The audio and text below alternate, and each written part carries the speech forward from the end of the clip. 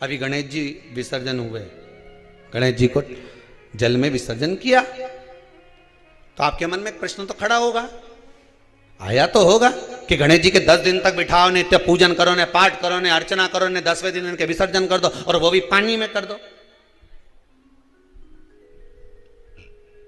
पानी में विसर्जन करो। तो ये कहां लिखा कि जल में विसर्जन करो? श्रीमद् भागवत पुराण की रचना जब वेद व्यास जी महाराज करने के लिए बैठे, वेद व्यास जी ने सुखदेव जी से कहा कि मैं मंत्र बोलूंगा, मैं श्लोक बोलूंगा, इसको लिखेगा कौन? तो सुखदेव जी ने बोला गणेश जी से विनती करो। गणेश जी से कहा कि आप लिखोगे? गणेश जी बोले मैं लिखने को तैयार हूं, पर बोलते बोलते तुम रुक गए तो मैंने भी लिखना छोड़ दूंगा, उसके बाद मैं भागवत को विराम दे दूंगा, मैं आगे नहीं लिखूंगा। अब वेद व्यास जी बड़े चक्कर में पड़ गए, क्या करें? तो गणेश जी से कहा मेरे श्लोकों में कुछ गड़बड़ी हो सकती है, उसमें से गलती को छांटना पड़ेगा, फिर लिखना पड़ेगा। कितना सुंदर संबोधन श्री वेद व्यास जी ने कहा कि मैं जो श्लोक बोलूंगा आपको लिखने के लिए है, उसमें मैं कुछ गलती करूंगा, उस गलती को छांटना है, तब श्लोक लिखना है। क्यों कहा वेद व्यास जी ने ये बात? गणेश जी भगवान है, वेद व्यास जी कहते हैं मैं तो संसारिक मनुष्य हूं ना, गलती तो कर सकता हूं। गलती कौन करता है? जम के बोलो भगवान गलती करता है क्या? नहीं, गलती कौन करेगा? मनुष्य। गलती मानव करेगा, गलती मनुष्य करेगा। और गलती करने के बाद अगर हमसे अपनी जिंदगी में कोई गलती हो जाती है तो एक बार क्षमा मांगने में कुछ जाता है क्या? प्रणाम करने में कुछ जाता है क्या? निवेदन करने में कुछ जाता है क्या? नहीं। गलती हो गई मुझसे, तो गणेश जी आप गलती को छांटना, लिखना। गणेश जी महाराज लिखने बैठ गए, लिखते लिखते लिखते लिखते 10 दिन हो गए गणेश जी महाराज को। शरीर में ताप पड़ने लगा गणेश जी महाराज के। वेद व्यास जी ने गणेश जी के हाथ का स्पर्श करा तो शरीर तो तप रहा था। वेद व्यास जी ने वहीं पर श्रीमद् भागवत के श्लोकों को विराम दे दिया, अब नहीं बोले।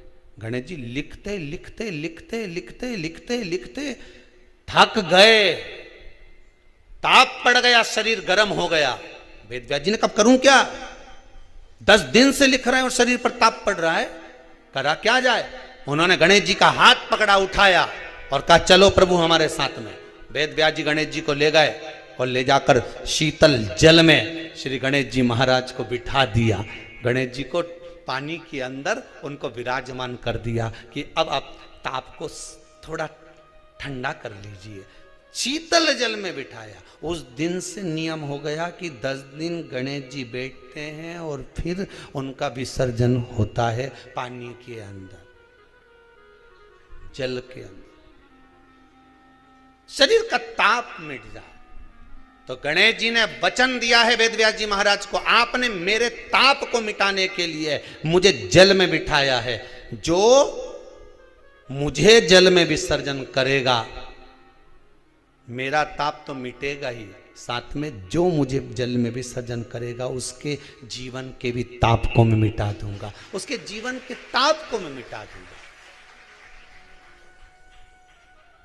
ताप मिटा दिया।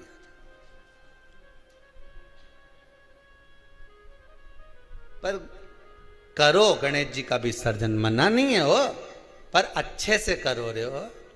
अब मत छोरा छोरियों तो निशाना लगाए, वो हमारा गणेश जी जई दिया, वो हमारा सबसे आगे पहुंचा तो इधर वाला ने इधर से फेंका, हो गया। ये हमारे धर्म की हंसी उड़ा रहे हैं,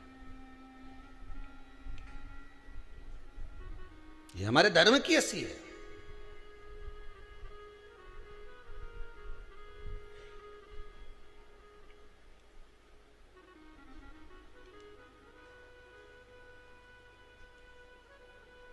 धर्म को बचाने का प्रयास एक हिंदू ही कर सकता है। आप